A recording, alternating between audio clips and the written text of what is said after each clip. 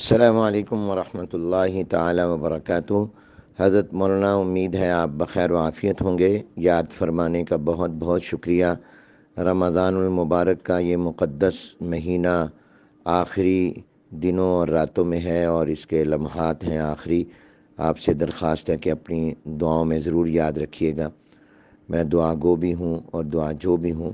باقی اس موضوع پر انشاءاللہ رمضان المبارک کے بعد وفاق المدارس العربیہ پاکستان کی مجلس عاملہ کے اجلاس میں غور ہوگا اور باہمی مشاورت سے جو بھی فیصلہ ہوگا اس کی انشاءاللہ اطلاع کر دی جائے گی۔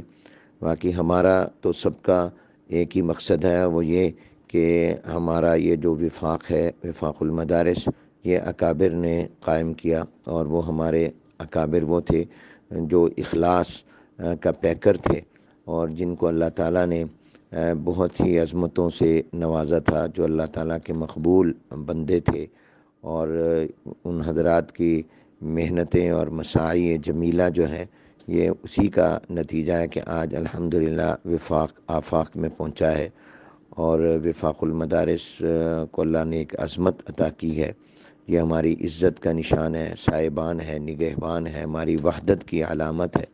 تو ہمیں ہر حال میں اپنے اکابر کے ساتھ ہی رہنا چاہیے اور اپنے اس وفاق کو مزید مضبوط کرنا چاہیے، اس لیے کہ اسباب کے درجے میں دینی مدارس کے تحفظ کا، ترقی کا اور دینی تعلیم کی اشاعت کا یہ مؤثر ترین ادارہ ہے، اور اس کے ساتھ وابستگی ہی ہماری اصل طاقت ہے، اور ہمیں اس کو متحد اور متفق رکھنے کے لیے اور اس کو مرکز وحدت کے طور پر ہی رکھنے کے لیے اپنی تمام توانائیاں لگانی چاہیے۔